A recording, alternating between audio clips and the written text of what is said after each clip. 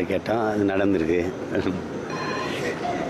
எங்களை பொறுத்தவரைக்கும் இந்த தேர்தலில் வந்து நாங்கள் எங்களுக்கு வெற்றி தான். நாங்கள் இன்னொருத்தர் கட்சியில் எடுத்துக்கிட்டு வரல. நாங்கள் 50 ஆண்டு நடித்த ரசிகர்களை தொண்டராக்கி வரல.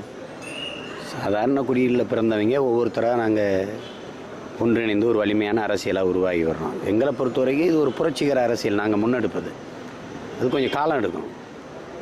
இதுதான் பார்க்க இந்த தேர்தலில் தேர்தல் ஆணையம் ஒரு மிகப்பெரிய தோல்வியை சந்திச்சிருக்கு. இப்போ நீங்களே பார்க்குறீங்க, வலைத்தளங்களில் வலையொலிகளில் ஒரு கடையிலேருந்து 350 பெட்டி எடுத்துகிட்டு வராங்க. ஒரு தானியில் ஆட்டோவில் தூக்கிட்டு போகிறான். ஒரு சின்ன பையன் பெட்டி தூக்கிட்டு போகிறான். பெரிய பெரிய விடுதிகள் எல்லாம் வாக்கெந்திரம் இருக்குது.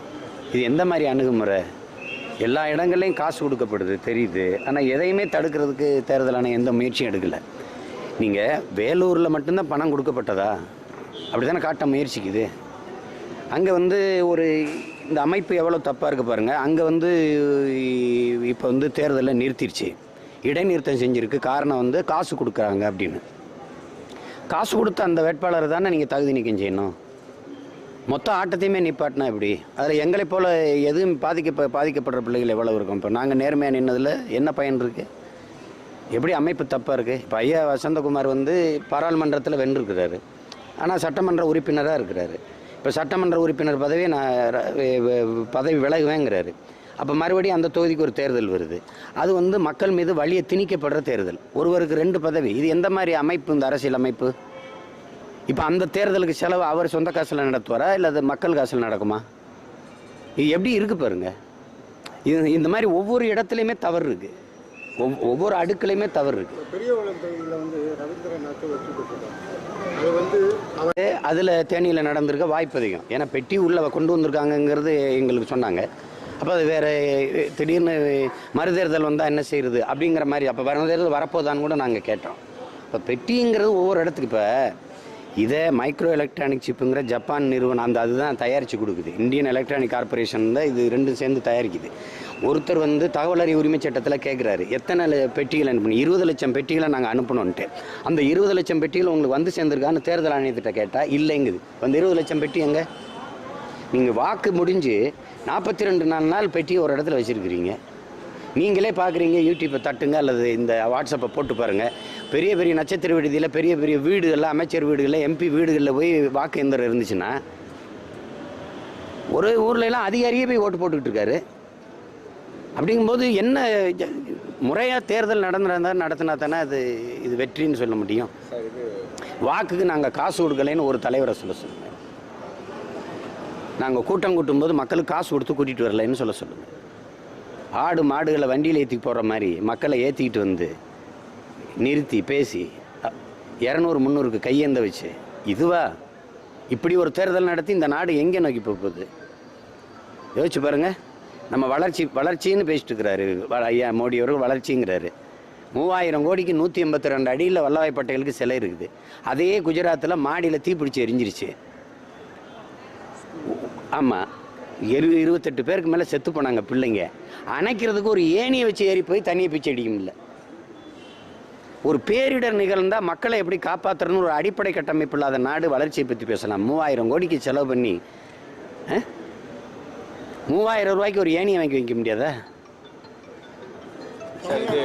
பிஜேபி பிஜேபிக்கு வாக்களிக்கிறதுனால தமிழ்நாட்டு மக்கள் உணர்வார்கள் பின்னாடி அப்படின்னு சொல்லி தமிழிசை அது மட்டும் அது சும்மா அம்மா சொல்கிறாங்க. அது ஒரு கட்சியின் தலைவர் சொல்கிறது தான். அப்படி இது தமிழர்கள் இது காலங்காலமாக இந்த மாதிரி ஒரு ஆன்மீக பூமியாக இது இருந்திருக்குது. இதில் உங்களுக்கு தெரியும், திருமூலர்லேருந்து சித்தர்கள், ஞானிகள், யோகிகள், எத்தனையோ ஆழ்வார்கள், நாயன்மார்கள் இருந்தாலும் கூட வள்ளலார்லேருந்து வைகுந்தர்லேருந்து கிருவானந்த வாரியார் குன்றக்குடி அடிகளாருந்து எத்தனையோ சைவ மடங்கள், எவ்வளவோ ஞானிகள் இருந்தாலும் கூட இங்கே மதத்திற்கு சாதிக்கு பெரிய அளவுக்கு இங்கே சண்டை கலவரங்கள் நடந்ததில்லை. நீங்கள் பார்க்குறீங்க.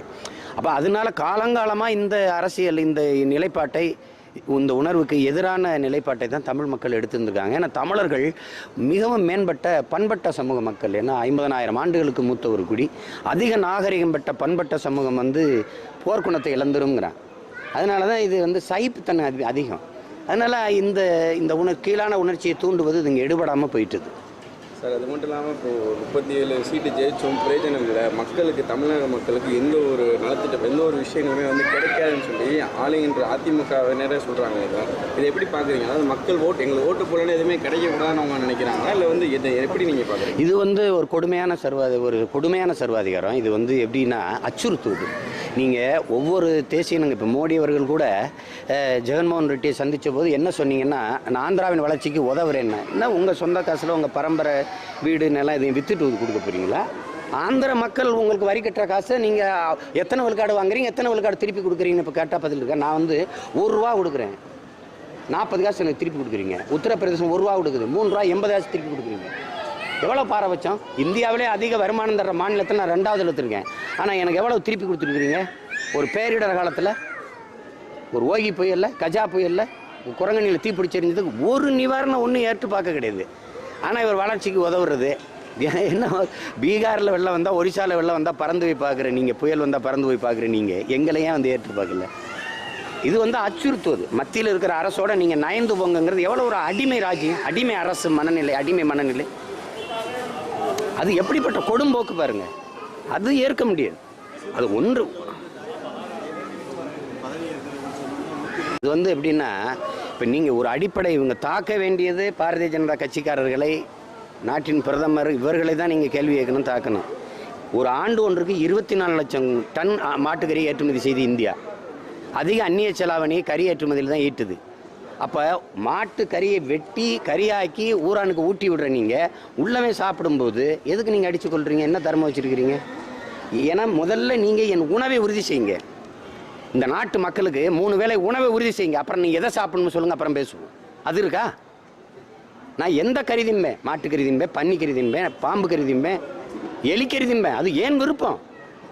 அப்போ மாட்டுக்கறியை திங்காதே அடிக்கிறீங்க. நீங்கள் தஞ்சாவூரில் காவிரியில் தண்ணி வராம்போது பல்லையும் தவளையும் பாம்பையும் தின்னுட்டு இருந்தாலும் அப்போ எங்கே போனீங்க? எலிக்கறியை தின்னுக்கிட்டு இருந்தபோது எப்படி இருக்குது? இது ஒரு கொடும்போக்கு. முதல்ல சிறுபான்மை என்று சொல்வதை முதல்ல விடுங்க. நீங்களும் இந்திய நாட்டின் குடிமகன், நான் இந்திய நாட்டின் குடிமகன், அவர் இந்திய நாட்டின் குடிமகன். நீங்களும் சிட்டிசன் ஆஃப் இந்தியா, நான் சிட்டிசன் ஆஃப் இந்தியா. இதெல்லாம் நீங்கள் பெரும்பான்மை, நாங்கள் சிறுபான்மை, இவர் பெரும்பான்மை, நீங்கள் சிறுபான்மை. அந்த எண்ணமே ஆபத்தானது. அதுவே ஆபத்தானது. பாராளுமன்றத்தில் வந்து நாம் தமிழர் கட்சியோட மொத்த ஓட்டு விழுக்காடுகளும் மக்கள் நீதி மையம் பெற்ற விழுக்காடுகளும் ஒரே மாதிரி இருக்கு. ஸோ மக்கள் நீதி மையம் இந்த வருஷம் வந்தனால வந்து நாம் தமிழர்களுடைய ஓட்டையும் புரிஞ்சுன்னு நினைக்கிறேன். இல்லை, அப்படி இல்லை. எங்களுக்கு வாக்கு செலுத்தணும், எங்களுடைய கொள்கை, எங்களுடைய நாங்கள் எப்படி ஆட்சி செய்வோம்னு சொல்கிறது, நாங்கள் எடுத்து வைக்கிற கருத்து பிடிச்சி எங்களுக்கு வாக்கு செலுத்தணும்னு முடிவெடுத்தவங்க எங்களுக்கு தான் செலுத்துவாங்க. அதில் கமலஹாசன் வந்து எங்கள் வாக்கை பிரிச்சிருக்காரு அப்படின்னு நான் நினைக்கல. இப்போ அடிப்படையில் இப்போ நீங்கள் சில பேர் வந்து தமிழர்கள் நாட்டை நாங்கள் ஆளணும்னு சொல்கிற அந்த தத்துவத்தில் அவங்க அச்சப்படுறவங்க வந்து இவர் வந்தால் அதாக இருக்கும், நம்ம கமலுக்கு போடலான்னு நினைக்கலாம். ரெண்டாவது, இப்போ 50 ஆண்டுகளாக நடித்த ஒரு நடிகர் புதுசாக வர்றாரு, அவருக்கு போட்டு பார்க்கலான்னு நினைக்கலாம். ரெண்டாவது, இங்கே என்ன நடந்திருக்குதுன்னா, பிஜேபி வரக்கூடாதுங்கிற ஒரு மனநிலை, அதுக்கு எதிராக நாங்களே அதிக கருத்து எடுத்து வச்சதே நாங்கள் தான். அதை வந்து திமுக அறுவடை செஞ்சிருது. எப்படின்னா, சீமானுக்கு போட்டிங்கன்னா பிஜேபி வந்துடும் அப்படிங்கும்போது பெரும்பாலான தமிழ் மக்கள், அதில் கிறிஸ்தவ இஸ்லாமிய தமிழ் மக்கள் சுத்தமாக போடல. அது வந்து பெரிய பாதிப்பு. அதை வந்து திமுக திட்டமிட்டு செஞ்சு வீடு வீடு போய் உட்காந்து அடுத்த தேர்தலை கூட நீங்கள் போடுங்க சீமானுக்கு, இந்த தேர்தலில் போட்டுறாதீங்க, போட்டிங்கன்னா வந்து பிஜேபி வந்துடும்னு வலைவழியிலே இருக்க எல்லாரும் பேசுனது. இப்போ அந்த மாதிரி வேலை செஞ்சதில் அதில் பிஜேபி வரக்கூடாதுன்னு நினச்சவங்க இன்னும் கடந்த 5 ஆண்டுகள் ஆட்சியை சகிக்க முடியல. இப்போ நீங்கள் பார்க்குறீங்க, பதவி ஏற்கிறதுக்கு முன்னாடியே கட்டி வச்சு மாட்டுக்கறி வச்சுருந்தாங்கன்னு அடிக்கிறாங்க. அது எப்படி எனக்கு புரியல. அது பசுக்கறி தானே. எப்படி கறியில் பசுக்கறி, ஆட்டுக்கறி, இது மாட்டுக்கறி, காளை மாட்டுக்கறின்னு கண்டுபிடிக்க முடியுதா என்ன?